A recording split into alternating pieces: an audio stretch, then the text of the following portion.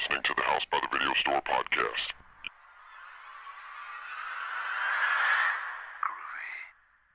There's no more room in hell.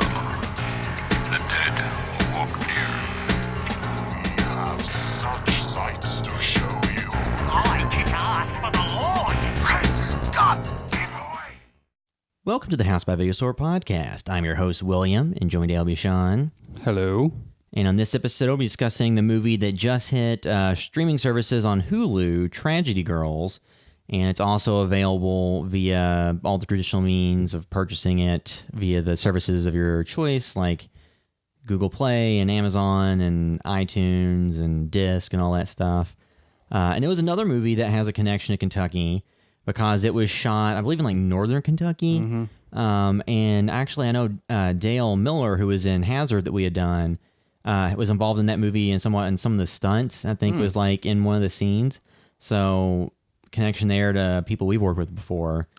Another one of those movies that we got while we had the tax credit.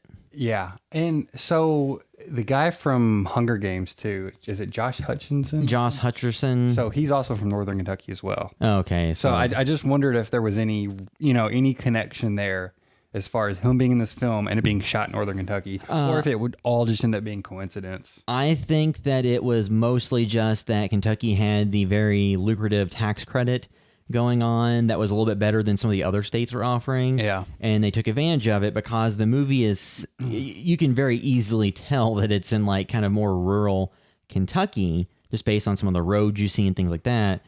But nothing about the movie is about where it's based. No. And all the characters are relatively dialect free. Nobody's got a southern accent. So there's really nothing that locates where it's at. It felt more cinematic than Mom and Dad. And, even though it was shot, in a I guess a rural place that is regional to the same place that Mom and Dad was shot at. Yeah. It felt, I don't know, it felt more expensive. Yeah. It didn't feel as cheap as Mom and Dad did. Well, yeah. Not to diss anybody, not diss it based on the budget or whatever, but I think they did a better job at, I don't know, making that film feel bigger than maybe it actually was. Well, I think, too, that part of it is that Mom and Dad, there were parts of it that took place at schools with students and teachers and kids and things like that, but it was only relatively small snippets, and then the majority of Mom and Dad took place in a single location in a house, as opposed to Tragedy Girls took place at a school, houses, different locations. So if like you went to more locations, it didn't feel like they were held down by a budget or anything like that. Like Mom and Dad felt like it was like kind of held back, possibly. Yeah, it didn't really feel as much like they were in that single location. If they, or it didn't feel like they're in the locations they were because of budgetary restraints. It felt more like that was the way the story flowed. Mm-hmm. Like I said, with Mom and Dad, like it being mostly in the house makes sense to some extent. And I think they did like a recent screening of Mom and Dad here in Louisville. Yeah, at the Speed Theater, Museum Theater, because there's, like I said, it was shot in Louisville, and a number of people from the area got to be extras or have some involvement with the film. So people got to go and watch themselves on the screen. And some people really like that movie, it seems. Yeah, like the other day or this weekend I was out, and a number of different people were talking about how they really enjoyed the film. Mm-hmm. And I think like our consensus on it was that it was just kind of like goofy B-movie exploitation type stuff that's probably more of like a guilty pleasure than a legitimate like, oh, it's a great movie. Yeah. But it was just interesting to see like the reaction to that, because it's got Nicolas Cage being full on crazy Cage.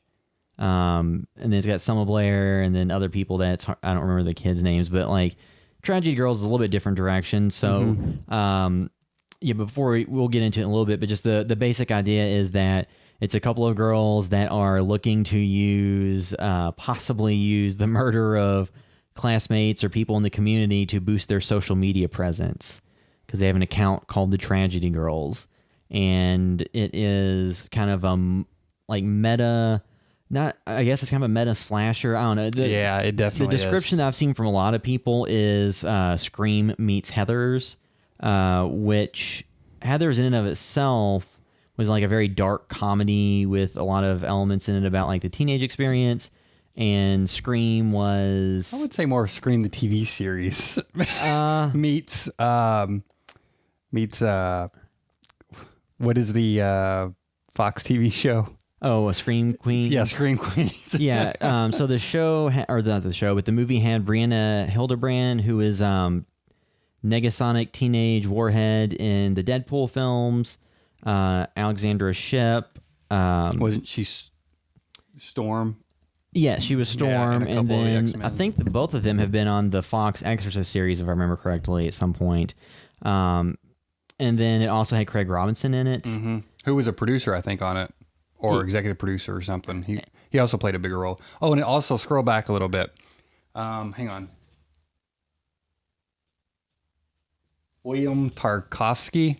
Yeah. Who did you ever watch The Too Many Cooks? Yes. He is the creepy guy. Because I saw him, he's like the janitor, and I was like, all right, this film is already like jumping up a few notches for me in quality. Yeah. He doesn't really do much from what I remember. Yeah. Or I don't know if he gets killed or not. Not to spoil it, but I don't remember his fate or if he's even just in it for a moment. I remember what his fate is. He's a very memorable face. Yeah. Yeah, when I saw him, he looked familiar. I couldn't remember what from. He's the creepy guy in Too Many Cooks. But before we discuss Tragedy Girls, we can briefly discuss some things we've been watching to recommend to check out. Yeah. And I guess just real quick, I checked out a indie horror anthology recently, so I have the actual disc here. It's 1031. So if you're watching the video version of this, which we have on YouTube.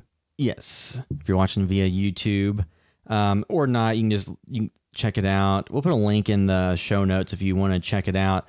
Because right now it's only really available on DVD. I don't think there's a Blu-ray, and I didn't see it available to watch via any of the on-demand services. But so like the movie Volumes of Blood Horror Stories that Sean, you did a segment in, this has some similar talent in it because from Volumes of Blood Horror Stories, some of the directors involved, Justin Seaman and Johnny Holt, did segments in 1031, and Rocky Gray, who was formerly in the band Evanescence, had done some music for Volumes of Blood Horror Stories. He was at the premiere and stuff like that. Yeah, and then he did music for 1031 and directed a segment in it. Yeah, I think this was kind of his baby. This was, I think, his directorial debut, maybe. I think so. But essentially, I think he spearheaded this project and kind of wanted to do something and put this together along with some other people as well. Yeah. So, yeah, it was cool, to see him, I guess, dabble. I don't know how many film scores he'd done before, but it seems like maybe possibly his experience with Volumes of Blood, kind of pushed him over the edge to jump in and do something himself, considering he has people involved with this that worked on Volumes of Blood. So another indie horror anthology. Yeah. It's a new hotness right now. Yeah, so you can... I'll put a link in the show notes. Like right now, like I said, it's only available to buy on DVD. Or we can just bootleg it and put it on the site. We'll put the whole movie on the site, just right on the main page. But just don't tell those guys. But the basic conceit of it is that it's kind of like a midnight show, kind of like an Elvira type show, with a host who's showing like a marathon of movies, and each of the segment is a different movie from the marathon. And how many segments are there? Oh, I'm trying to remember. I think there's the opening, like the wraparound. There's an old hag, one about like a bad date. Well, the directors are Rocky Gray, Justin Seaman, Zane Hershberger, Brett DeJager, Johnny Holt, and Hunter Johnson. So does 7 segments sound right? Unless they had 2 directors. I think the wraparound segments, they might have had somebody direct the different parts. But yeah, so there's multiple segments that just all cover things happening on Halloween, which is why it's called 1031. There's segments that take place, like a couple of videographers are doing a commercial at a house where they see like an old ghostly hag.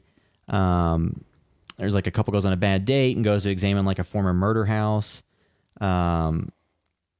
I'm trying to remember all the segments. Then there's one that takes place at a roller rink where some things go down. Which was Johnny's segment, who did a segment, Volumes of Blood, and he was the DP for the whole film. Yeah. So we got to work with John, even though we were on set for 3 days doing the segment I directed.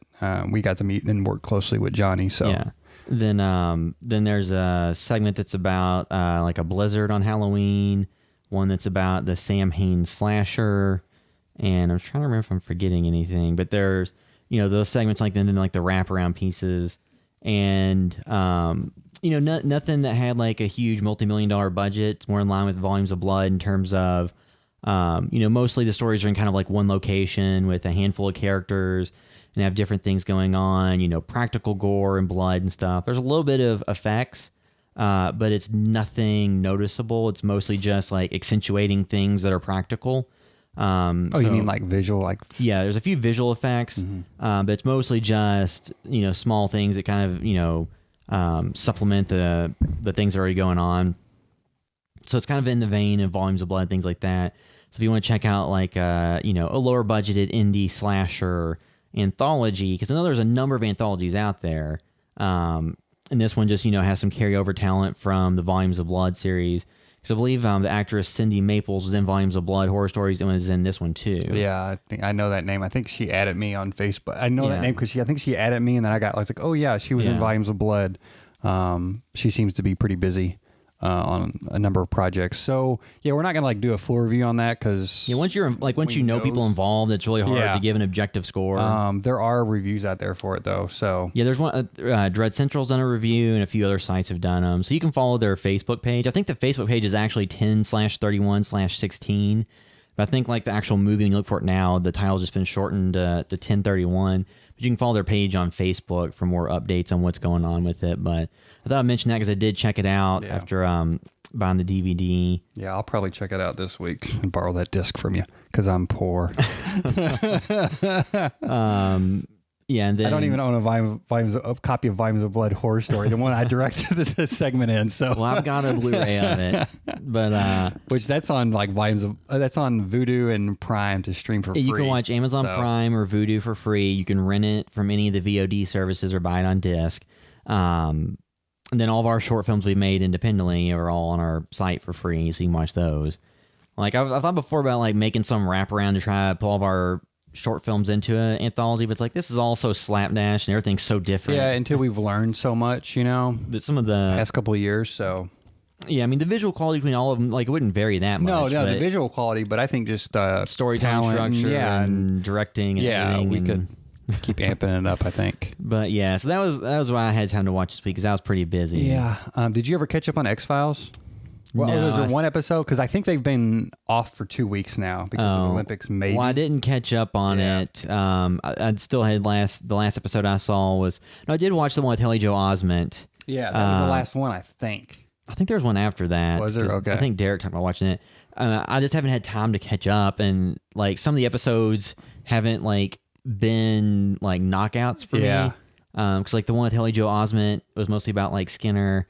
So wait, I think I did see the one after that, and the one after that, I think I lost the thread a little bit. Like I started losing my attention span, started waning because that one was a little bit more convoluted, I think. Well, so in the X-Files history, the big things have always been you have the anthology episodes, which are about like the alien conspiracy stuff. So you have like the mythology arc that are about those types of things. And then you have the Monster of the Week episodes that are largely disconnected, and you kind of watch them without having been caught up. Because they mostly just have, just Mulder, Scully, something going on, and you don't need to know much about the rest of the show to really watch them and enjoy them. And to me, the newer series, like those Monster of the Week episodes, have worked better than the anthology, mythology stuff. Yeah. And that's just because the mythology arc episodes have been directed by Chris Carter, and I just feel like some of the other writers and directors are stronger, and the episodes that don't have to be weighed down by all the story from the show. Because the show itself, like they went, was it 5 seasons and then the movie, and then they went a few more seasons after that. And that there were points where I think like the movie was maybe going to be the end of the series, and then maybe they have like just one more season. Then it went on to like season 9, and then David Duchovny left. So there's just parts of it where I think even as they went along writing the show, they didn't have really an end point in mind.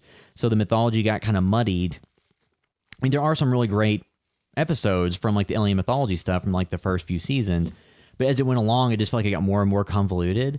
And then the new series, they had to explain like why the Earth didn't end in 2012, why all these different things didn't happen, and then it feels like they just escalated and de-escalated it so much between the end of last season and the beginning of this one. It's very much like comic book arcs when they have to reset, like they have the Crisis on Infinite Earths and stuff. Like, okay, well we split off, we have this other reality. Like, yeah, they basically they wrote around it, but they nearly retconned it. The cliffhanger ending of last season. Yeah. Like it's still maybe going to come to fruition, but all of a sudden I mean, a minor spoiler, it's suddenly just a vision Scully is having, and they don't know if it's going to be real or not. They really walked it back. Well, yeah, which is like the way everything was escalating, it seemed like a logical progression, and like there was no break in reality where you thought, okay, this is where a dream reality starts or some vision. Definitely was written as an afterthought. I would not imagine they wrote the cliffhanger for season 10 the way they did, anticipating they would start season 11 the way they did. Yeah. Because it just feels like if you escalate and ratchet things up, then they realize like, oh man, like we immediately have to do this, and that kind of ends the series. Yeah. So let's just kind of push it back to the back of the, push it back your mind for a little while. Well, which isn't it wasn't the worst way to handle it. It was a bad situation they put themselves in. If they wanted to, as you said, de-escalate it, the way they handled it, it was kind of it was a altered conceit used in some films and TV shows, was it all a dream or whatever? I do like that is like a vision essentially. Well, like that was a somewhat smart way to handle that, but it was a bad decision in the first place. Well, and two, like when you compare the X-Files like season 10 and 11 to Twin Peaks season 3, the X-Files season 10 and 11 felt more like trying to reclaim old magic, trying to say, okay, what made this work before? Let's kind of try to recapture that. And then as opposed to Twin Peaks season 3 felt like, here's what we've learned in 25 years. We're not doing a retread of the first season. We're going to make, what we want to make now. And we have something new to say. And it feels like the X-Files, like in today's era with all the conspiracy theory, InfoWars type stuff, people talking about chemtrails and all these different things. Because if you just watch now, like the Parkland shooting that went on in Florida, the school shooting, there's all these conspiracy theories about it now. And the X-Files' entire mythology, a lot of it was peddled on conspiracy theories and things like that. But that was in the early 90s when it was all just like chat rooms and like news groups and message boards that were lightly trafficked. And that wasn't mainstream. People talking about conspiracy theories were just seen as like fringe elements that were yelling on like AM talk radio at 2 a.m. And now that's when they were fun and not dangerous. And now the conspiracy theories with this, social media are shared by your mom and dad and uncles and cousins and all kinds of people, well, I'm not saying this is true, but makes you think, doesn't it? Yeah. And it's like, come on, like, because there was like the picture of like a security guard or like one of the Secret Service at an Obama meeting or something. And the guy was kind of looking back and forth in a weird way. And the way the light hit his face, it kind of shined and looked weird. So people said it was proof that he was a reptilian and that his disguise was faltering and you could see him for a second. So the fact that all this stuff is so mainstream now, like the X-Files is the perfect series to kind of come back and touch on that. And it felt like they've only barely done that. Well, they do kind of, the one episode with, I think his name is Them, they do kind of touch on like, hey, Mulder, your time's up because of things have changed so much with conspiracies. And I really like that they touch on it in a smart way. But yeah, it's like, what do they do now? It's almost like what do they do too? Because some of it is, again, like I said, stopped being fun and started to be dangerous. Well, yeah, because you have people now that are just blatantly disobeying like things in the interest of public safety and logic. Yeah, and like I think they could have Pizzagate and all that. Yeah, I mean, like I think they could have used that show to kind of go through the rabbit holes of those things, but they kind of went in a different direction and tried to reclaim like the alien mythology story arcs from the original show, which got kind of muddled on their own in the original run. I mean, they brought characters back for no real reason. Like, there's no and then they just forgot stuff because there's parts like the cigarette smoking man has like the hole in his throat, and then it kind of just disappears in the new episodes. Like, so what happened there, and how is he possibly alive after what happened at the end of the original series? So there's a lot of stuff that just feels like it's convenience and nostalgia based. I mean, like Mitch Pileggi, who plays Skinner. He still looks amazing for his age. I looked up and his character was played about close to his real age.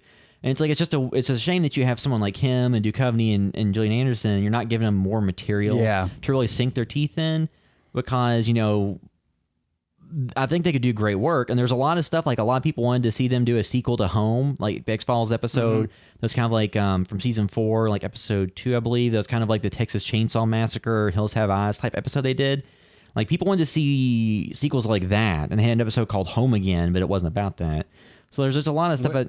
Which is weird, too, because, like Twin Peaks doesn't want to retread some of the same stuff. And you say, okay, that's fine. And they did something new. X-Files doesn't seem to be too ashamed of retreading the same stuff. So it's like, might as well lean into it. You know what I mean? The Lone Gunmen, spoiler alert for the original X-Files, but they died by the end of the original series run. And they've brought them back in both seasons in some fashion or another. So it's like, if they're going to lean so heavily into nostalgia and stuff like that to begin with, why not just go all the way and just give people what they want and not spend as much of the show's run? I mean, you could easily say, oh, well, the alien invasion didn't happen because we screwed the planet up enough and had so much conflict that it really wasn't where we thought, or the human race wasn't where the aliens thought we would be by the time it got there. So they decided the Earth wasn't worth it and just move on. Because a lot of the conspiracy stuff they've done now isn't interesting. You introduce characters where there's really no stakes because you don't care about them. And then you know that Mulder and Scully are going to live, and they make them into kind of like James Bond, Jason Bourne-esque badasses, which in the original series, they were competent, but they weren't murking people left and right and kicking tables and shooting. It really does feel disjointed and not really like a singular vision. It does feel like this is a network TV show. They have a writer's room and somebody comes in with a script and their version of Mulder and Scully and what they want to happen this week. And the next person is not beholden to that, which is kind of fun. But then again, like you said, it's at odds with them trying to build this larger narrative and try to take it more seriously or kind of have something with more of an impact. And it's, I don't know. Having said that, though, I still am glad it's back because I get some enjoyment out of it. Yeah. You know, even the convoluted episodes. Yeah. Just kind of watch those and let them happen, and that's fine. Like, I don't watch a lot of, as you know, I don't watch a lot of TV, and bad TV, or at least TV that doesn't interest me at all. Like, I just won't watch it.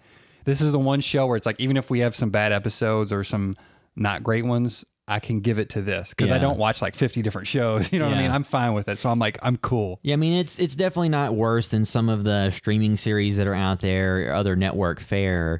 It's just that the original potential. I mean, too, it's easy to forget with rose-colored glasses on and through the lens of nostalgia. But the X-Files original run, like, there were duds every season. And it's just the fact there was like 22 episodes that made the duds a little bit easier to overlook. When you rewatch it, you can just skip to the episodes you want to watch. So, Gillian Anderson, did she say she's done with Scully after this season? She had said that she was done after this season, and then initially they're like, "Oh, well, that will probably be the end of the show." Then Chris Carter kind of walked it back, but then they're now saying, "Well, stop worrying about how it's going to end. Just watch the show." Okay. So I don't think I'd want to watch the show without her. I know, yeah. Because without Duchovny, it got bad enough to begin with, but she was always the part of the show that existed from its beginning to its end. So without even her, then you're just like, okay. Because without her and with Duchovny, I think that he needs her to play off of. Because otherwise, that's the thing that gets you through the bad episodes. he's just kind of flat. Yeah. So jumping off to Ash vs. Evil Dead's the season 3 premiere, which I just watched before coming here. So that's another show where they do a little bit of Monster of the Week type stuff, but for the most part, it is like a one long story arc for each they have season. progression and sequential storytelling. And the story arcs, though, they are just fine. They're almost there in service of giving Ash and Pablo and Dana something to do. Or Kelly. Yeah, Dana's the actress. Yeah. Something to do. Yeah, it's mostly a setup for gags. And that's fine. But at this point, it's almost getting to where I was like, you know what? I think I wish they would almost take a more X-Files approach where it was almost a Monster of the Week thing where, I'm not saying I want the show to go on forever, but it wasn't hinged on a huge story arc. Like, just have them set up to be a,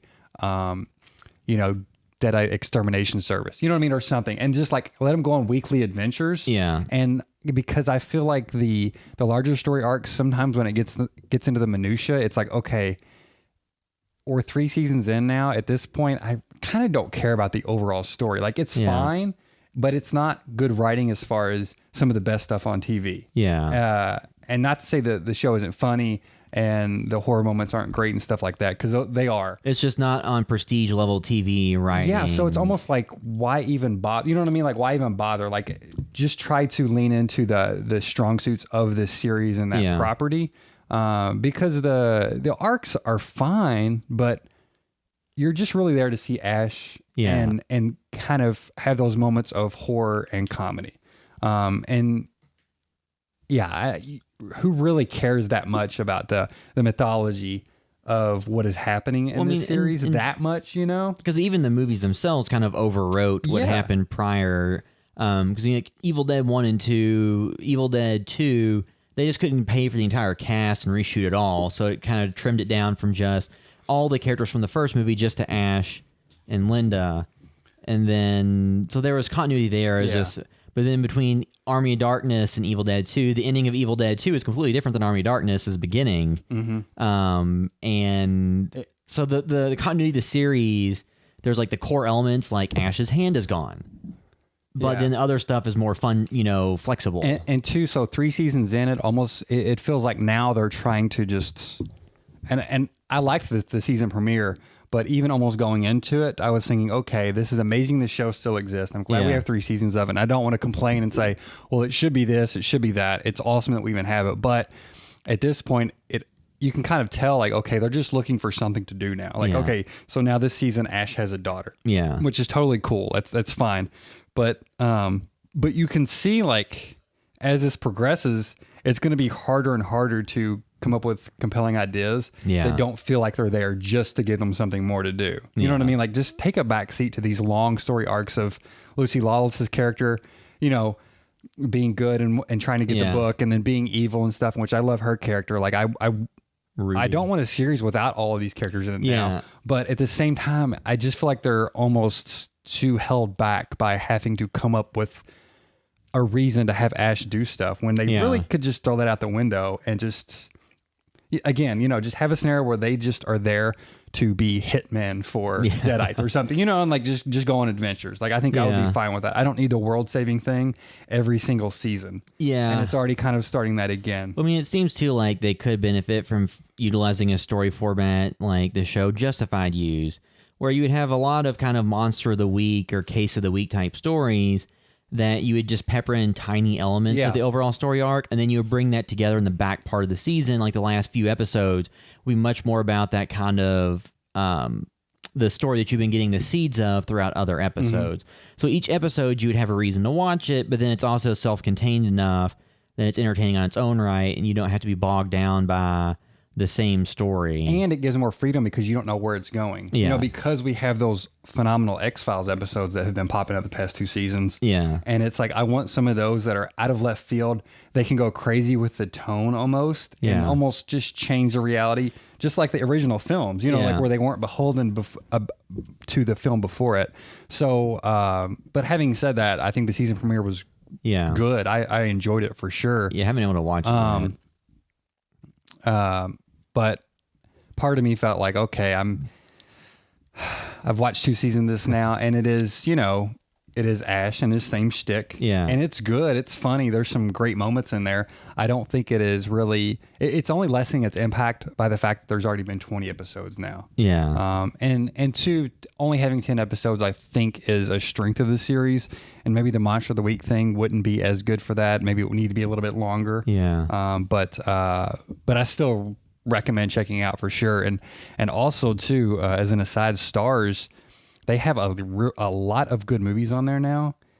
A way better selection than they had like last time Ash vs. Evil Dead was on, because I canceled it afterwards. Yeah, got tons of great horror films. A lot of films that I've been wanting to see that I've almost rented and I just haven't yet. Yeah, older films, some newer films and stuff like that. So I definitely recommend just getting that trial and checking out the new episode to see if you're still on board with this. Yeah, because it seems like there's been a lot of behind the scenes drama, not knowing when it was going to premiere. So I would not be surprised if this was the final season. Because it got pushed back from debuting in the fourth quarter of 2017 to the first quarter of 2018. So it got shifted around on the release schedule. I mean, partly I think they didn't want it going up against Walking Dead and the other stuff that was going on at the time. So I kind of get that. I do too. Yeah. But at the same time, like, I don't really think that the Walking Dead audience, I don't think people were not watching Ash vs. Evil Dead, instead watching The Walking Dead.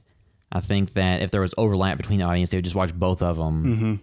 But like it's good that it exists, and you can sign up for this for Stars either through their app, or you can sign up through it through Amazon Prime, because you can add like on the channels and stuff. Yeah, and I actually went through the Roku app because I think I did my wife's email to get a 7-day trial because I've had it before, Yeah. just to give yourself a little extra bonus here because I have a lot of streaming services at this point. Yeah. And things are starting to pile up. So speaking of streaming services, I got a trial to Filmstruck with the Criterion films, because I wanted to watch Solaris because I'd planned on seeing Annihilation, which I did, but I had heard that it takes some things from Solaris and the original one from 1972 maybe, which is a sci-fi film from, let's see here, Tarkovsky, which I'd never seen one of his films before. I definitely am going to watch more of his stuff now. Like I haven't seen Stalker before. I'm going to watch that because I really enjoyed Solaris. And it's something I've been meaning to watch for a long time. This is like a good excuse for me to finally like, okay, sit down and watch it. Yeah, not the George Clooney remake. No, which I hear just, is more of a, I think tries to stay closer to the book adaptation. Like serviceable, but nothing that really would draw anybody new in. The Steven Soderbergh one. And I hadn't seen that either. But because that was like on Netflix and stuff, I think a lot. But I hadn't watched that because I'd planned on watching the original first. But I highly enjoyed it, and I see the comparisons to Annihilation in some regards. But yeah, super enjoyed that. So I got Filmstruck and been watching a couple things on there. Annihilation. What is his name? Eric Garland? Or Alex Garland. Garland, yeah. Alex Garland wrote and directed Ex Machina, the movie that had Oscar Isaacs and Alicia Vikander, who's now going to be the new Lara Croft in Tomb Raider. Then he also wrote stuff for Danny Boyle, like 28 Days Later. So, somebody that's been involved with genre stuff and big stuff. And then, like his movie Annihilation got good reviews and got him some praise and a little bit of heat on him. And then he followed it up with Annihilation. His movie Ex Machina. You said Annihilation twice. Ex Machina. Annihilation. But he also did, I think one of my favorite video game stories is Enslaved, Journey to the West, which is like a story, the Monkey King story. Yeah. Which is a little bit of what Dragon Ball is and stuff. But that was a game by the team that did like, I don't know, Heavenly Sword. They did the new DMC, the Devil May Cry kind of reboot. He also wrote on that, but Enslaved, I think, was a phenomenal story. And I didn't even realize he had wrote on that until recently, like looking up some stuff. Yeah. But that was a game, like I always recommend people, like the gameplay is good. It's fine, but just something about that writing in that world is just a level above even some of the best video game writing, I think, and stories. Just something about that I always love. So, did you like Ex Machina? Yeah, I enjoyed it a lot.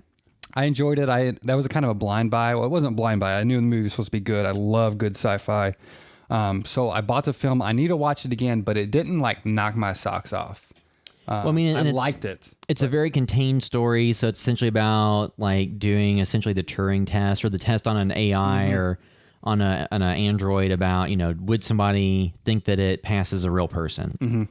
And then it just kind of goes in different directions. So it's sci-fi, but it's more like heady sci-fi. It's not like action sci-fi. Oh yeah, it takes place in basically a house in a room. Yeah, You know what I mean? And Oscar Isaac's like the mastermind behind it. And, it goes on like the journey of, what is human, the ethics of how do humans treat beings that are artificial intelligence, but intelligence nonetheless. So interesting I just ideas. realized both of them are in Star Wars, right? Yes. And he makes fun of Hux in the new one. Yeah. I just realized that connection. Like I knew they were both in it, but yeah, I never thought about it them was being Don together. Hall Gleason and Oscar Isaac. And Ex Machina. So yeah, I like that film, but it wasn't. It's not the top of my list of like favorite recent sci-fi films. Yeah. But based on the buzz on this and it's seeming a little bit bigger in scope, I was hopeful, and yeah, I super enjoyed this film. I'm gonna keep really even just the description of any of what happens to a minimum because I haven't seen it yet. Because it's really best to just go in blind. Like I didn't know the only thing I'll say is kind of what is like there's this Thing called the Shimmer. Yeah, called the Shimmer, and basically it is a zone, almost like a bubble over an area. Yeah. And there's something mysterious in there. Natalie Portman and Group of scientists. yes, but oh my gosh, Jennifer Jason Leigh. Yeah. And Tessa Thompson, who's in Thor Ragnarok. yes. Oh, is she in Thor? I haven't seen Thor or Black Panther, and I saw her and I was like, I think she's in the new Black Panther. So she's in Thor. And Okay. Tessa Thompson was in Thor. I remember her being in a Marvel trailer. Yeah. Yeah. So the cast is great. I think I love Natalie Portman on screen. Like I think she is phenomenal. And Jennifer Jason Leigh is awesome. And it's like everybody is. Oscar Isaac is also in it as well. But the leads are the females, the 4 females. So yeah, I mean, basically that's what it is. It's like this area that is unknown to kind of its properties and what's going on there. And that's a little bit how Solaris is. In that film, they basically are in a spaceship above an ocean, I guess on another planet. You know, they don't really say, but that's what you're led to believe. And when they are there, the thing about this ocean or this place is that the properties of, I guess, Physics. physics don't apply the same as they do on Earth. And it's like them trying to understand, like, hey, you know, just because if you didn't understand Earth and you saw the wind, you saw the leaves blowing because the wind was blowing, you would think the tree was moving. You know what I mean? And it's like that type of situation. They explain that in Solaris. So that's the comparison there, that they're in this place called the Zone. And I guess the physics and the properties of this place, They have to figure out. yeah, you kind of are I don't know, I can't think of the right word. Disoriented? But disoriented and kind of figuring out like what this place is and what is it even doing here. So that's basically kind of all I'll say about that. But I will say that it had more horror, I guess, elements to it than I thought. I mean, I wouldn't call it like a straight horror film. It is a sci-fi film. But did it have more horror than the Cloverfield Paradox? Well, I mean, again, I think that had some horror, but it wasn't really horrifying. Yeah. You know, it wasn't really scary. It had some... But Annihilation has like... It has some effective scenes. Some reaction evoking sequences. Yes, and that's the biggest thing, is that it's not just some scenes you would call horror. It has some really well scripted scenes that are effective. Yeah. And in the same way that some of the best horror films are. Yeah. And I was really happy with that. And I told you and Derek, I said, when the film was over, the person next to me, which was like a 15, 16-year-old kid, said, that was it. And then the people to the other side of me said, that was the weirdest shit I've ever seen. Yeah. I wouldn't say it was the weirdest stuff I've ever seen, but we watch a lot You of... watch genre films. We watch a lot of weird, like we watch... I'm not going to be like, we watch weird stuff. We watch David Lynch. Yeah. But the new season of The Return, there's some weird stuff in that. You know what I mean? Yeah. Like you see a lot of things when you watch something besides their typical mainstream release. But it's refreshing that this film is so, I guess some things in the film are exciting because they do feel a little fresh. And yeah, it's not like an all-out action film. It is a sci-fi film. People talk. It is about the wonder. Sometimes at some point I felt like I was moving a little too fast, and I thought, oh my gosh, I want this film to slow down because I like the exploration and the discovery. That's what's kind of the most exciting, because it is very much a mystery film, just like Solaris, because you're in the role of the characters and you really don't know what to expect, because everything is... all bets are off. Yeah. So yeah, I highly recommend that. We were talking before the podcast. I think it made 11 million possibly. Yeah. And it had a budget of maybe up to 55 million. Somewhere between 40 and 55. Yeah. And I guess there was some disputes between the producer, and then, the head of Skydance Studios, on distributing the film. So the international distribution rights are going to Netflix, I think, maybe in March or something. I think it's soon. Yeah, it's available to watch. March 14th or something. Like Netflix is going to get it internationally, so everywhere except for North America, I believe. So they said that will really help lift the budget, as far as like relieve some of the pressure off the budget. Yeah.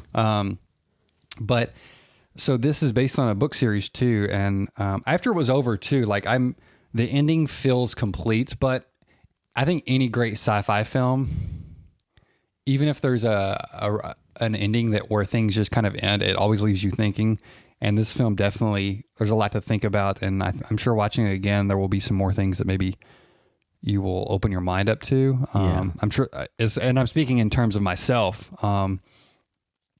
But it didn't feel, I didn't feel shortchanged by the ending. Yeah. But I was looking up like, oh man, is there going to be a sequel? Just because I just really like the world and the setup and all that. Yeah. And not that it feels like super unresolved or anything, but, or cheated, but apparently he wrote it to be a standalone. And I think the second and third books weren't even written yet. He got some previews of them, but he decided, hey, I'm making this one story because he said he does not want to be trapped into a series. Yeah. You know, he wants to do something new every time. So that's not to say if this was a huge knockout, they could get on another director and bring him on. But it seems like this may be the only one of these, which is totally fine. And I'm happy with that we got this film. But this feels like another thing where it's like Blade Runner. You're like, okay, there's not going to be another one of those. And obviously this is not that budget and scale. Yeah. But as far as sci-fi goes, it's exciting sci-fi. Yeah, well, I mean, it's very well done. Well, and too, like, I think the cinema score was a C for it. Mm-hmm. And basically, the cinema score is where they go and get people's opinions of the movie at actual physical theaters. It's not just user reviews, which can be skewed by online campaigns. It's actually asking people, and it got a C. Typically, for big movies, anything below an A- indicates like an audience disappointment. And there's some movies like Mother got like an F, just because. Like I think a lot of times when movies don't follow conventional like standard movies that have like the standard like 3-piece arc that resolve nicely and have a little nice bow tied on it and gives you a satisfying conclusion. When they don't follow that kind of standard 3-act structure that wraps everything up exactly how you want, then it tends to make those scores nosedive, and that's where you get the big critical difference between user reviews and critical reviews.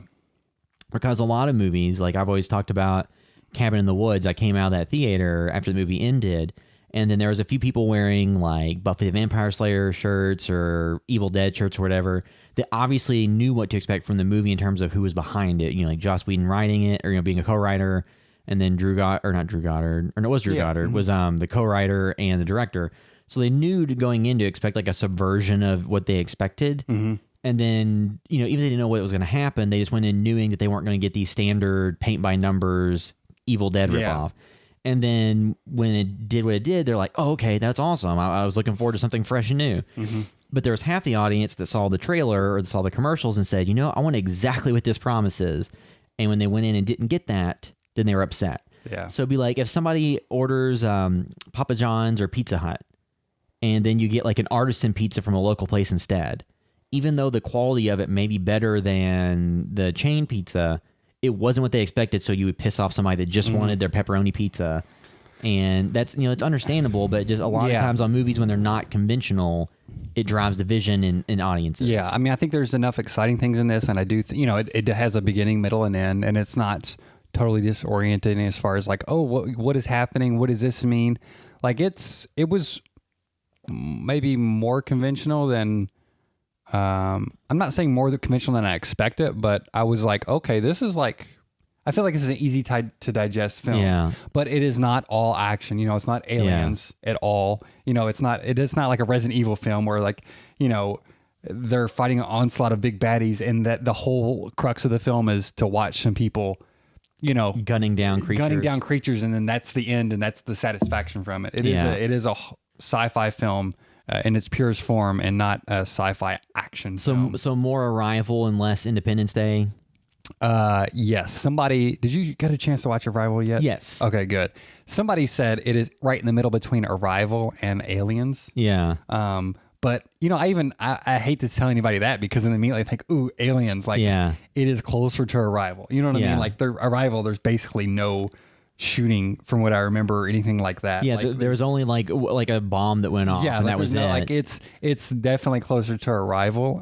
But having said that, there's some exciting moments. And Arrival has some exciting moments, but it's more of tension. Like there's more to this, and I don't want to oversell it or it's just exciting to discover this film on your own. So I definitely recommend just checking that. Like sci-fi that's low key in the aspect of it's not bombs away $200 million action budget. Yeah. which is something I want to see more movies in that budget range of like under $100 million, because I just feel like once you get over $100 million, then the world has to be at stake, and you have to have this, and you need to blow up all these different things. But like if you get, I just like movies that are for adults. Kids can enjoy them too, but like or age appropriate, teens or whatever, but. Movies that are about a story and a plot and things that aren't in the service of testing well with focus groups and hitting a bunch of points to sell toys and, introducing like, oh, well, the characters have 3 changes of outfits throughout the course of the movie because we can sell 3 toys, which you do sometimes on superhero films. You have like the early costume, which, if you're watching the video version, I'm wearing a jacket that's like a Spider-Man thing. And in the next podcast, he'll be in the second version of the costume. Third one, he'll have the full mask on. but so it's just I'm super excited like when you see movies that are mid-tier budgets that are original ideas or not just continuation of an existing property or franchise. And like we don't need the Count Chocula the movie but I'll take it. I mean, actually, now I'm thinking about it, like a vampire that only eats sweets. Count Chocula sounds like a much better idea than a Battleship the movie, or or Monopoly Pong the movie, or Asteroids or whatever. But you're talking about age appropriate too. One of my former, I guess I would call it bosses, when I interned at LKY before I worked there, she had posted. She was like, yeah, we went to see Annihilation with our daughter, who was like, I think 12 or 11. Yeah. And she said, I really want to see the end, but we had to leave and miss the last hour because it was just too intense. She was like, sorry, Marlo. I don't think it was too intense for the daughter, but the parents felt, and she's like, I would say a cool mom. You know what I mean? Like, she's pretty laid back and everything. Does not seem overprotective in the slightest, but she was like, we felt it was way too intense. Which kind of says something too, because there's not many films that are too intense when this film isn't tits and gore. You know what I mean? Like, not to say there isn't like some R-rated imagery and stuff going on, because it is an R-rated film. But it's not Friday the 13th. But it is, and that's what I say. Some of the scenes are effective, and that may be why. I was trying to think at what point they walked out. Because it's not a ton of stuff. This isn't a horror film where it's like jump scare, terrifying scene. But apparently there was something enough to make them have to leave, which can tell you a little bit about the film, how effective it can be to some audiences. Yeah, and as if you're figuring out stuff for your kids, sometimes it's better just to see it by yourself. Yeah, I know. And then let them see it later. Yeah, because I've heard a number of parents take that approach with like the Marvel movies, because some of them may be okay for their kids, and then some of them may have a bit much. Yeah. But so I highly recommend it. I'll be watching. I don't want to say anything else. Obviously I don't want to reveal anything else, but I just want to give you an idea of yes, go see this movie. Yeah, without overselling it, because that's the worst thing when you're oversold on a film. Yeah, and you see it and it's a good film, but then as you said, it's maybe not exactly what you expected. And I'm not holding back too much. Like, I liked it a lot. I wouldn't give it a 10 out of 10. Yeah, maybe I will in the second rewatch, but ranks high up there. And understanding too that it's not like a 4-quadrant blockbuster. It's more art house than main or blockbuster. But coming from Ex Machina, I was way more satisfied on maybe all pistons on this film compared to that, and I like that film quite a bit. It didn't knock my socks off like it did some people, but yeah, I'm very excited to see what he does next after this. Yeah. So we ready to move into Tragedy Girls? Yes. So Tragedy Girls, we'll start off first without spoilers and kind of give general thoughts and then get into spoilers. But the movie is available to watch now on Hulu as part of your subscription, or you can rent it from all the other services for like less than $5 if you want to see it. And this is a movie that I'd heard about like on the festival circuit last year, because I think it shot like towards like the like August to September of 2016. And then it did the festival run in 2017, and it was very limited release until recently. So now it's available to see multiple places, and it is rated R. It's an hour and 38 minutes, so it's not on the longer side. It's kind of like middle of the road in terms of length. And let's see. So the synopsis from IMDb is a twist on the slasher genre, following 2 death-obsessed teenage girls who use their own online show about real-life tragedies to send their small Midwestern town into a frenzy and cement their legacy as modern horror legends. And is a movie that does have some subversion of like slasher tropes and horror movie things. I would say that even though the movie has some pretty significant sections of gore, because there are like bodily dismemberments and things like that, and there's a lot of blood and things like that. Like there's nothing in it that there's not really much sexual content. Like there's discussion of sex stuff, but like on screen there's not really nudity or like full on underage sex, luckily. Which, because a lot of these movies, and two, like something I was kind of tired of as a general trope is a lot of like slasher movies where it's 30-year-olds playing 17-year-olds, but there's a ton of nudity. Like to me, that kind of ran its course and doesn't really, like, I'm sure there's probably some people who still love that stuff, but to me it's like there are. You don't need it. It doesn't improve anything, and the implications of like if you believe it's literally true, you should not be getting off to the fact that this person is the age they're supposed to be. But this movie didn't like the characters discuss sex and things like that, but in the movie itself there's not really anything shown, so it's mostly just gore and language that are the problems, and the message that you kind of get from this movie for like impressionable kids, because this movie is one that's viewed much differently in the wake of the recent like school shooting than it would have been beforehand, just because of some of the subject matter. And like, was it the new Heathers has that TV series where some of the reviews have talked about how like in the wake of all the school shootings and everything that's happened after Heathers was released, it's somewhat even possibly irresponsible to bring that show back to kind of glamorize like killing students in high school. And then this movie, is even taking it a step further, and it's more of like, high schoolers getting killed for social media credibility and, expand the reach of social media of the characters. And some of the messaging you take away from this movie, because like before the podcast we're discussing like, who's the audience for this or who is it for, maybe it didn't connect for us because of certain reasons. Like I feel the audience it's for is the age range of the characters in the movie, because like the social media stuff and the dialogue does feel authentic to people that are of like those ages. And cause like I watched this with Julie, and like her sister's a little bit younger.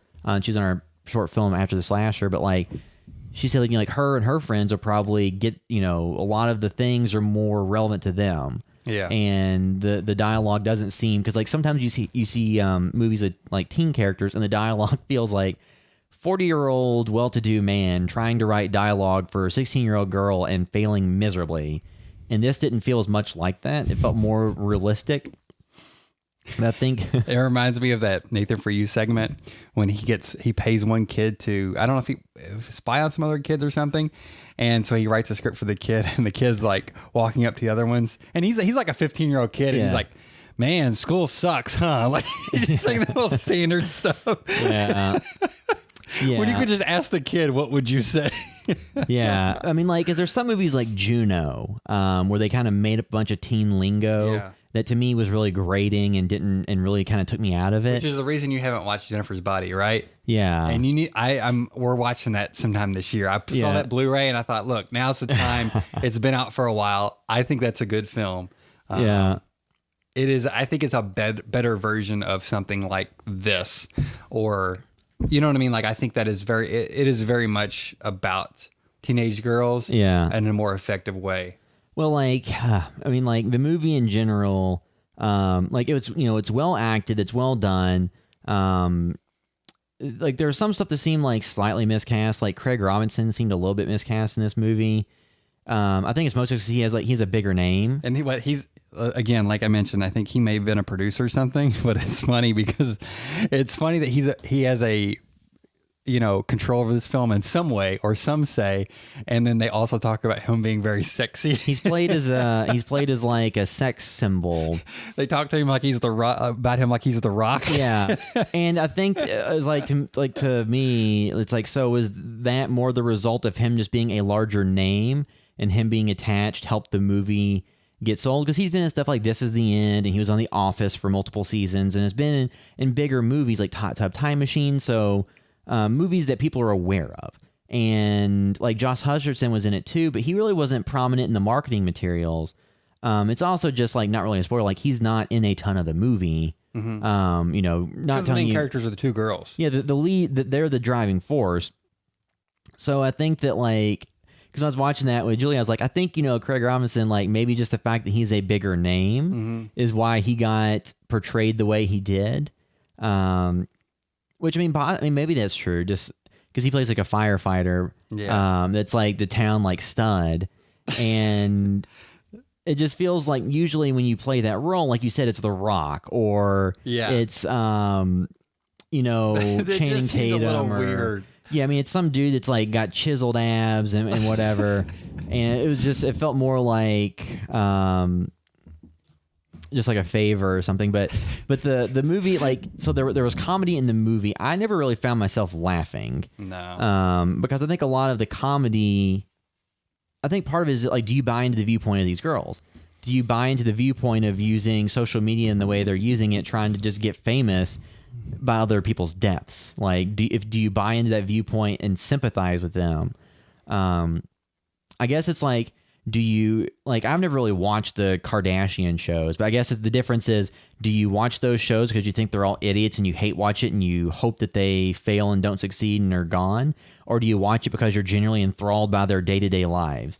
If it's for the latter, so you're just enthralled by their lives, I think this movie might connect more.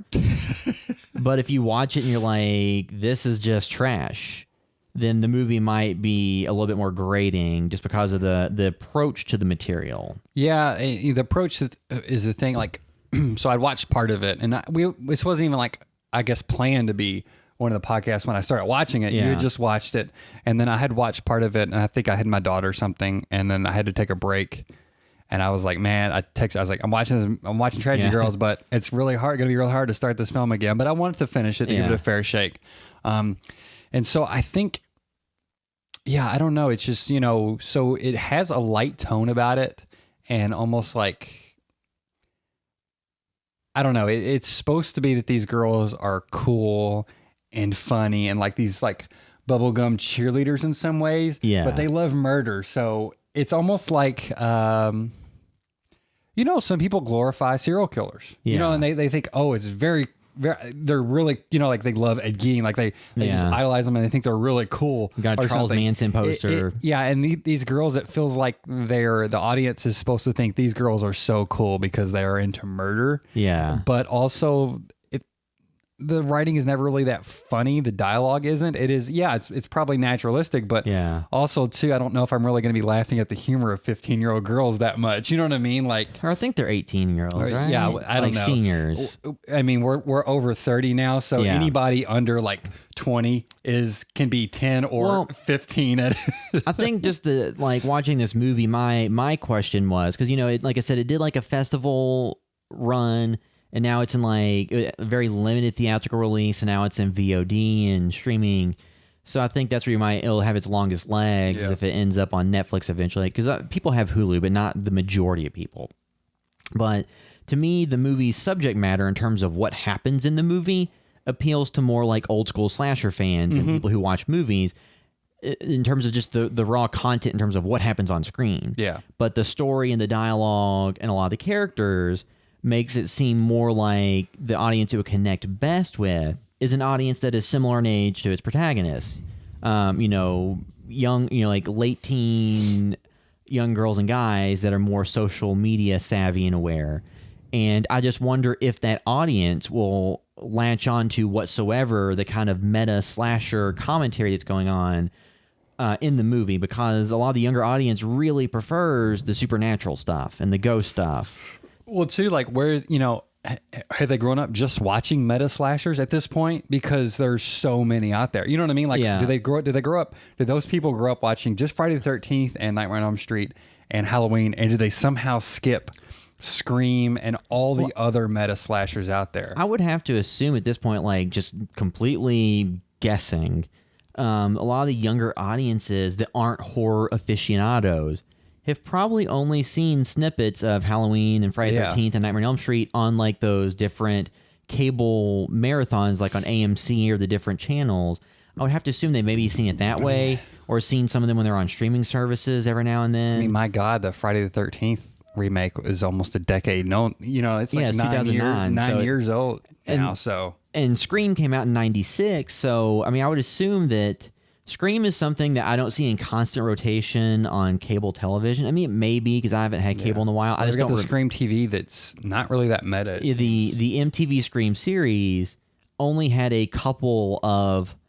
It felt more like traditional narrative, with like the little commentary tacked onto it, but not really delving into what that meant. kind of aware of the genre existing, Yeah. but not really building that into they had the like a- narrative and the events. Like, because if you watch Scream, it'd be like if you had a straight up slasher with just Randy in it. So straight slasher narrative, nothing really deviating from the standard. You just have a character that spouts off about, oh, I know about it. Yeah. Because like in the original Scream, he lays out, here's the rules. And then in the movie, they start to show those rules and subvert it and play around with it. He's like, never say I'll be right back, or never do this, never do that. They actually play with it some, as opposed to the Scream TV series feels like they might talk about it, but then it plays out in the most standard format. Well, yeah, and Scream, again, phenomenal. I love that film. But also, too, at this point, there's been so many of them. What was the one that was just released a couple years ago? Thomas Middleditch was in it. Where they go? The Final Girls. Final Girls. Yeah. You've got Rise of Leslie Vernon, which we talked about a few Yeah. weeks ago or a few episodes ago. It just seems like there's a ton of those. And at this point, this has a more social media bend, so it's saying something about that. But at this point, the slasher film has been deconstructed so much that and also too, it is a flimsy genre to begin with. You know what I Yeah. mean? Like, it's easy to break down to begin with, and it just keeps getting put through the grinder, and people keep making meta films based on it. And it's Yeah. like, okay, we've been making these now for 20 plus years. Because you have like the original Halloween is a pretty, bare minimum story. Guy kills family for kind of no reason, is a small child, goes to a mental institution, escapes, and it's just based on what happened in the first movie. He starts stalking the first young girl that he comes across because when he was a kid, he killed his older sister, and he just likes to kill women that are of a certain age and look. And that's all that you really need to know. And it's just him stalking her and her friends for the rest of the movie. So it's a pretty minimum story. Friday the 13th, kid drowned at a summer camp 30 years ago. And then his mom takes revenge out on teenagers that to her resemble the ones who let her son drown. So they're all pretty minimum storylines. They're just a little bit of like, this happened X amount of years ago. The fallout happens, in the time the movies are made, the present, and people just get killed. And then, enough movies got made over time. Like, people said, like, oh, in the original Halloween, people only got killed when they were drinking or smoking or having sex. And it was because of, conservative morals and punishing young people for blah, blah, blah. And John Carpenter was like, well, that wasn't my intent. So Same it's thing more, about Jason, too. A lot of people. so you have all these movies that make those tropes because like they're like, oh, well, that movie worked. Let's do it in ours. So then there's so many that take it so far. You can then later say, well, here's all the rules that establish over the 15 years of these movies being popular, which Scream did, and said, okay, here's how you subvert them. Here's the rules. Yeah, which very funny in Scream, and a lot of films to follow that were meta. But at this point, those like winky meta jokes, I'm like, it's so tired. You know what I mean? Yeah. Like, it's like, okay, I get it. Like, this guy's the crazy killer, and that's funny because you've got him tied up, and it's. And all their humor too, just about the social media and stuff too. I'm like, okay, I get it. They're like into social media. Like, I feel like the social media commentary is also so light, and it's just an element to it to give it a different angle. But at the same time, they're really not saying anything about it. You know what I mean? Like, it's just a broad stroke of like, hey, let's just be critical of social media, and this would be really dark, but the tone of the characters in the film are just so light where you're not really supposed to feel like they're that dark of characters. And that's when I think maybe I was hoping for, or when this works in some films, when the characters turn out to actually be really dark and you're Yeah. like, okay, these characters are messed up, and there's something to hinge. I don't know. There's something to hinge on besides just humor, because for me, the humor didn't work in it. The meta aspects didn't work in it. And it all just felt like something I've either seen before, didn't connect to, or I don't think was handled in any really interesting ways. Like if the social media stuff had been handled in a more interesting way, then the other stuff would have seemed like a fine little crux to discuss those elements but none of that was strong enough, I think. And it's just a bunch of glossed over elements put together into one film. Well, and two, like, something I'll say too, like, you know, we're sitting here reviewing this movie as two men over the age of 30, but like there's some people that'll probably inherently dislike the movie because it's told from the perspective of two women, and it's not the typical slasher fare where they're the final girls. They're in the opposite role. Yeah. They're in the aggressor role. So some people may have problems because of that, and if that's your problem with it, that's just silly. But like when I watched the movie with Julie, like she came away from it kind of cool on it, you know, because initially we're like, I'm sure everybody that's in a, you know, couples or just with your friends or whatever, you sit there and you're like, what are we going to watch? And you go through Netflix and Amazon and Hulu and all the different streaming services for like 40 minutes. And you're like, ugh. I could have watched half a movie by now. So then eventually we're just like, okay, we're just going to watch Tragedy Girls because she had heard something about it and sounded interested in it. And I had heard about it and we just watched it. And at the end of it, we both just kind of came away like, you know, effectively done. Yeah. Gore stuff in it was, you know, as good as the standard horror film. Like all that was well done. It looks good. The budget, sounds good. The budget doesn't show through as being like a super micro budget. Like it looks perfectly fine. The performances are good. Like I said, you have, you know, two actresses in it that were in like big tentpole blockbuster multi-million-dollar movies, and their performances are good. And the social media stuff is just, to me, like a lot of times for horror to be effective, you need to either identify with the killer or the victim. And typically when the movies that are, you identify with the killer just to kill people in gruesome ways, that's because the movies are just kind of like the middle tier, like Friday the 13th sequels, where people really just showed up to see nude teen or, you know, nude actresses and Jason kill people in creative ways. Like there's like that level of enjoyment just because you enjoy the killers, or you're in the original Halloween, you like Jamie Lee Curtis's character, Laurie Strode, and you identify with her and you get invested in her survival. This movie, it's kind of like you don't really get invested in any of the people who are potential victims for the most part. And it's just, do you identify with these two girls that are benefiting on social media from the death that is inspiring around them?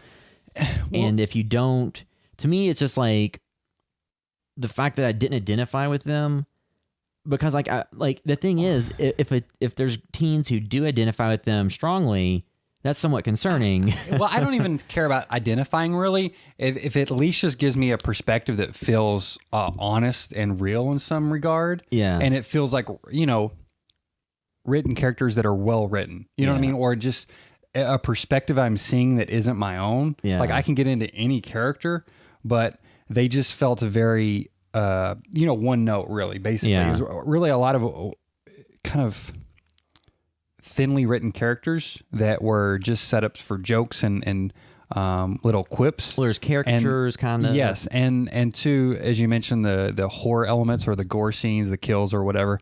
There was no horror to them. It was all played for laughs. Yeah. But it's also too, like, for the most part, people getting killed and the gory kill, like, okay, that's been funny for 30 years of my life. Like, it's not. I'm desensitized at this point. Like, it's not going to be funny just because somebody gets their head cut off in a weird way, or a head is laying on a drill spinning around or whatever. Like, you know what I mean? Like, that's not really doing it for me too much anymore. Yeah, I mean, because you go back to like 80s slashers, like Pieces, and, you know, some of the more gory ones that weren't the burning. You think of like all these iconic sequences. Like, this one didn't have any scene that was that iconic that you would have people talking about for, you know, like Annihilation. I've just heard people say there's like, oh, there are a couple scenes that everybody's been talking about who's seen it. From this movie, I didn't gather that. I didn't really gather any specific things that I knew for sure I'd be talking about. And then there's like some cool visual imagery. Like at the end, there's some stuff like cool lighting stuff that's like kind of neon lighting, but that seems very just for aesthetic purposes and not because it was realistic in that setting. But it's just like a movie like that.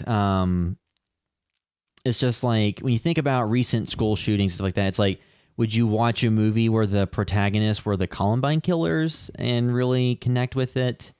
I mean, you could get something out of it if it felt like like a story that was actually trying to say something.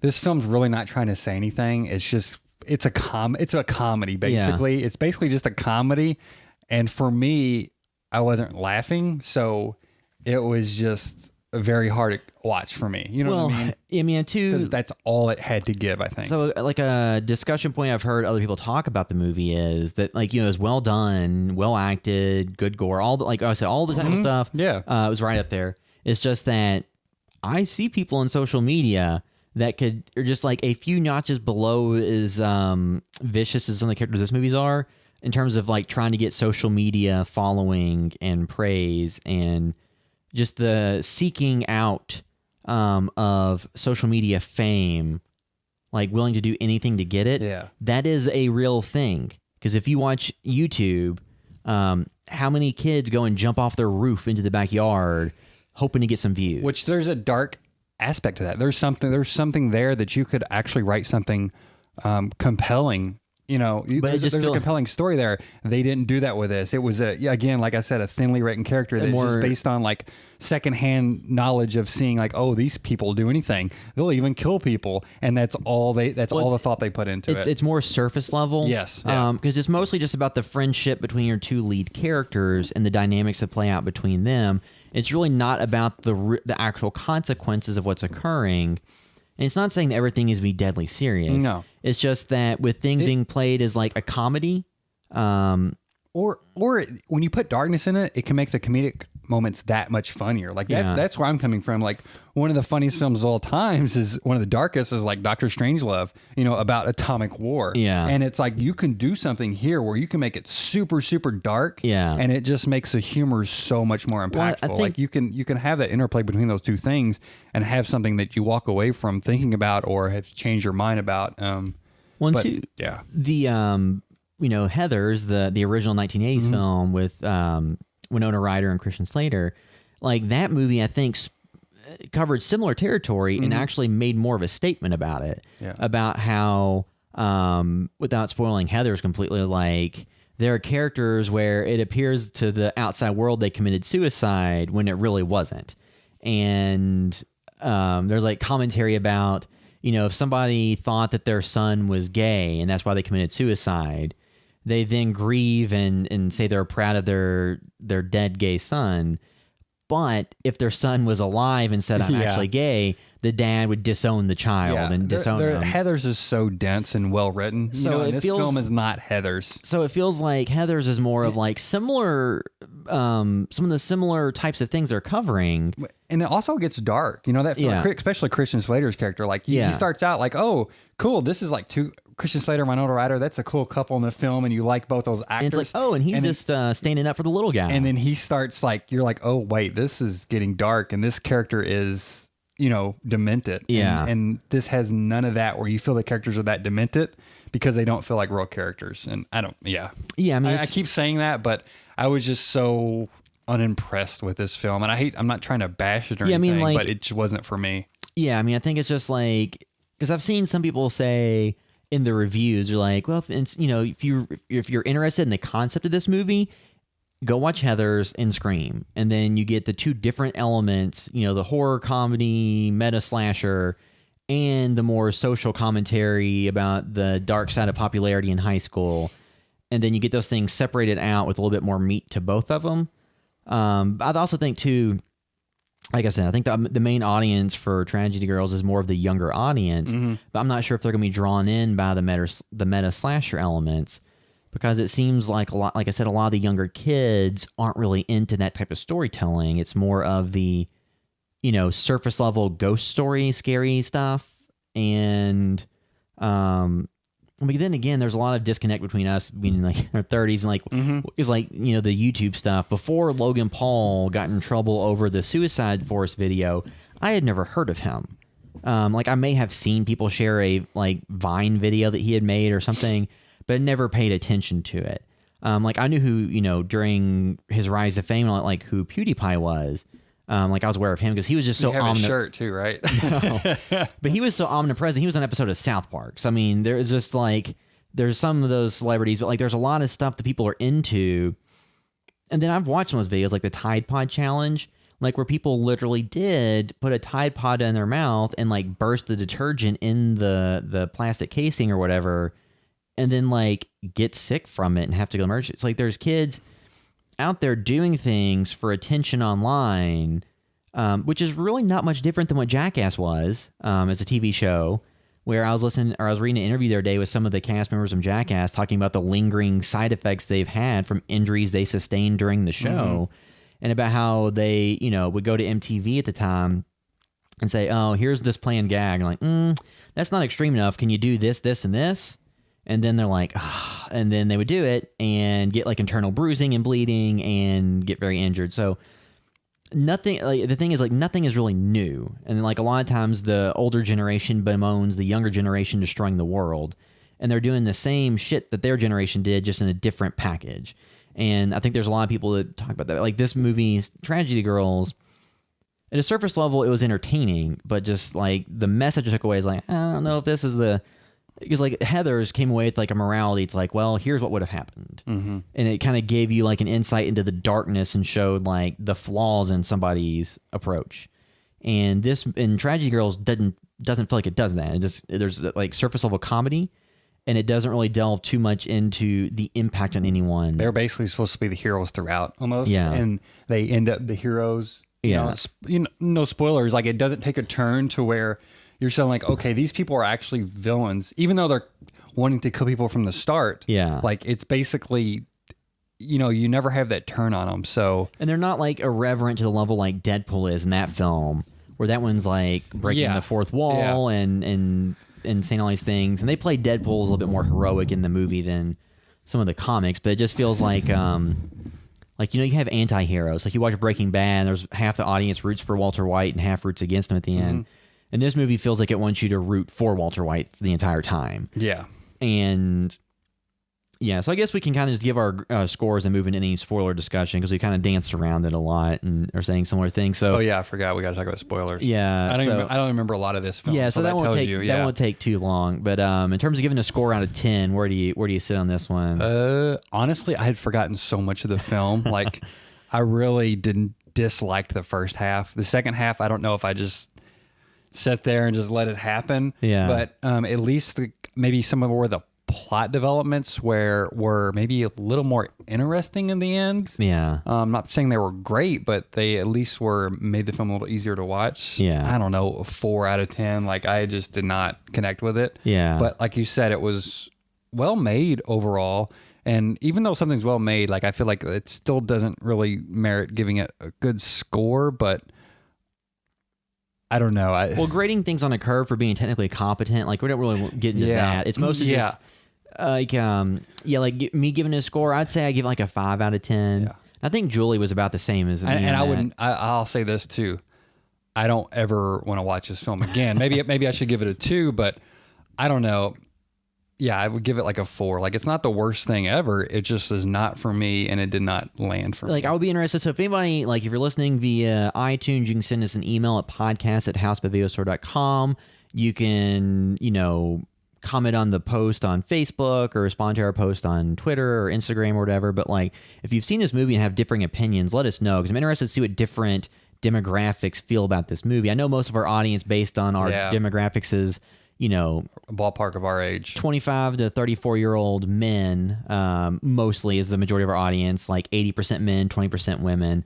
And then kind of across the globe in terms of who all follows this. But I'm interested to see if there's other demographics out there, like what their thoughts on it are. Like, I would like to see like what Julie's sister, Vanessa, what her opinion is on it, who's in our short film After the Slasher, which was kind of a meta slasher thing too. Like, because the character from After the Slasher could hang out with the character from Tragedy Girls and probably get along. Yeah. But also, too, After Slasher was 5 minutes, not... Yeah, or it was like 4 minutes, and it was a not short film. 90 minutes. Well, I mean, too, a lot of the, like, Tragedy Girls feels like a spinoff of Scream 4 if the studio and everybody involved had the nerves to follow through with what they thought about doing a Scream 4 and wiping out the original cast and having like the younger characters prevail and be the leads going forward. Like a lot of stuff feels like Scream 4 was like the blueprint for these types of things. And then other things have just taken it further to its logical conclusion. So we can move into our spoiler discussion now of Tragedy Girls. So if you haven't watched it yet, it's on Hulu. And you can leave a review on iTunes if you're listening there. That helps other people find our podcast. And you can leave any comments you want on YouTube or send us emails or messages, and we'll try to get back to anything that anybody says. So always enjoy any feedback. So you just go to housebyvideostore.com to find all the things we're releasing, links to all of our social media accounts, to Facebook, Instagram, Twitter, YouTube, and all the others. And if you want to find us specifically on the internet, you can find me on Twitter at William Caps. I'm on Twitter at BlevinSean, but this is probably nothing anybody's going to do. I just downloaded. Have you heard of that new social network? It is called Vero. Yes. I did one of those. Oh, I've heard about it. I've not looked into it So yet. the thing I kind of liked about it, like you can more easily than Facebook, choose, like, basically they stripped out all the ads. You can choose like who to see the post, like followers, close friends, acquaintances. But something you can do is basically it's easy to recommend things. So you can say, hey, I just watched Annihilation. Yeah. And then this film was recommended. Yeah. So it has like movies, books, music, and all that. Yeah. So I may just dabble in that. It may be something I quit using after 2 weeks. I don't know. But I like the idea of that because it is not a separate app for movie reviews that nobody's going to see hardly, you know. Yeah. So I might mess with that. And also, too, kind of sick of Facebook mostly. Yeah. And, you know, most people I don't want to be friends with on Facebook or people I actually know. I probably won't use this or add me on this, or I could just say they're acquaintances and I don't want to see their posts, or you know what I mean, or I don't want them to see. Like on Facebook, even I've had to unfollow a number of people that I know. Yeah, I mean that's how Twitter is. Twitter, I don't have a lot of people that.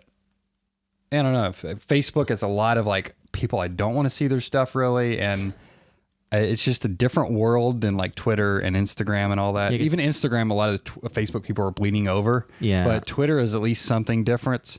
But this almost feels like, I don't know, I kind of like the approach to this. So I may check that out and start using that more. Tying it all into Tragedy Girls with social media all over the place. Yeah.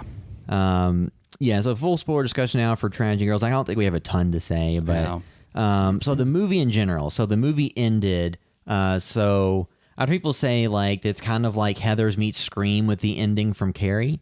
Because it ends with the two leads locking everyone in the gymnasium at the high school or at the senior prom, and then burning the school down and killing everyone inside of it, and then them rocketing to social media stardom and getting getting interviewed on TV and getting scholarships to college.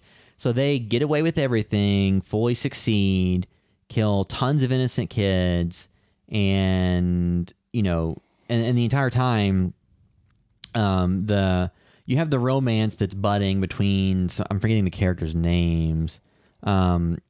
Sadie, which is the Brianna Hildebrand character who was, like I said, megatonic teenage warhead. I'm butchering that. Whatever. She's in Deadpool. So her and the character Jordan start up a romance, and then and then her friend Michaela thinks, kind of there's like a wedge driven between them, and there's like at a media event, like a local reporter refers to Sadie's character as the Tragedy Girl and not as their brand Tragedy Girls.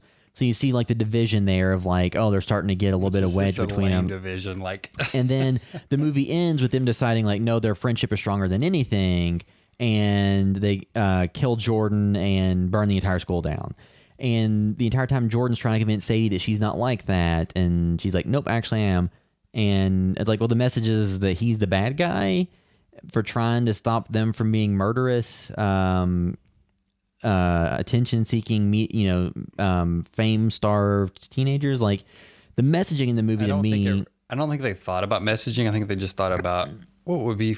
what do we think would be funny, or... I don't know. Yeah. I think if they came off as like fully evil and terrible people, then it's an easier movie to stomach and it makes more sense. If it comes across as like, oh, you should support them and be rooting for them, then it's harder to fathom. It doesn't end like because they have the success. It doesn't end on like, oh, this is like the messed up thing about society is that people that do bad things often get ahead in life. Like there's nothing like that to the ending. Even the show Dexter did a better job of, Dexter is a serial killer that only kills other serial killers. And then somebody gets in the way of it who's a civilian or somebody that's really not a bad person. How does he get out of the situation? How does he deal with it? What does he do? There's that morality in it and those situations that are tense. And this movie doesn't do any of that. It's more surface level comedy. So you don't really deal with the implications of anything the characters are doing. And you only really see like a little bit of characters like mourning the death of someone. And, it's all played for laughs. Like when Craig Robinson's character gets into the neighborhood watch type thing and talks about, what they're going to do, they decide to kill him because he's a roadblock for them and a potential stumbling block and something they need to take care of. And then you could play out the, make him seem sympathetic, but it really doesn't do that at all. It's just all just played for jokes and they're throwing weights at him and stuff like that. So I think if the movie had put more weight behind the actions and just made the characters seem more despicable, then it lands more and it sells better. But as it is, it's mostly like they're playing like your protagonist that you root and support for. And that the fact there's so little weight to anything they're doing and the people they're killing, they chop a girl up and dismember her in the school. And then, like, I guess the joke is that they keep, for a while, the deaths that they caused, people thought they were accidents. So then they wanted to make sure that someone was aware that that something was a death. And, like, Heather's had the thing where they thought characters were committing suicide. So, like, there's comedy in that, but it doesn't really get taken advantage of well. No. So I think it's just the disconnect on the age ranges, too. Like, I guess if you were an ardent Logan Paul supporter and fan who thought that the Suicide Force video was brilliant and that he is a subversive media talent, then you might side with these characters a lot more. But to me, it's just like, attention-seeking behavior, harming others, actively harming others. Like a better take on the idea of someone using others' tragedy or others, troubles for their gain is the Netflix series American Vandal, which is a faux documentary that's kind of like a crime documentary about like a school vandalism case. I think that's a better dissection of, the implications on people's lives of, using, in that case, a documentary or social media to like the popularity, and it shows the dark side of that and like the fallout to people. So I think there's a lot of things that address the same issues in a better way. It's just that movie is more of like a shiny hour and a half, meta slasher film aimed at the Instagram audience, who, all the selfie audience that's posting stuff for likes, and going to extreme measures to get it. Like, I think it's more for like that. Yeah. And you could still make a great film for that audience that is also for every audience that is well made. That's not saying just because it's for them, it has to be dumbed down or at all, It's just saying it didn't land. Yeah. It's just like how they do, a lot of some Disney shows where they dumb things down intentionally. But then there's also some other really good shows made for kids that also anybody can enjoy. You know what I mean? Like, this is just not that type of film, unfortunately. Yeah, like if you were saying that like Heathers was to make an analogy most people will probably get. So if you say that Heathers is a Pixar film, then this is more of like a DreamWorks or one of those lesser studios that makes the kind of surface level movies with just like the characters dancing. No, this is The Reef. Do you remember that? Which is like, I think it was the Finding Nemo knockoff. Yeah. Oh. Well, it's just like... Which isn't even the DreamWorks one, I don't think. They think it's like a step down, like it's direct-to-DVD. Yeah. Well, like something like Better Watch Out at least kind of like left you at the point and made the main character, like made a character that was doing something despicable. This one didn't. They left the main character still being likable. Yeah. And then, so like I said, if anybody's watching and has a differing opinion, I'd love to hear it. Like I said, too, I think it may just be a disconnect on the age ranges.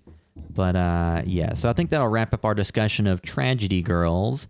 So that'll end this... Next week, we're doing Silence of the Lambs. Just to kind of touch on that since, all the big Oscar films this year, we have Get Out and Shape of Water. So Silence of the Lambs was the last, arguable horror film or genre film that won an Oscar.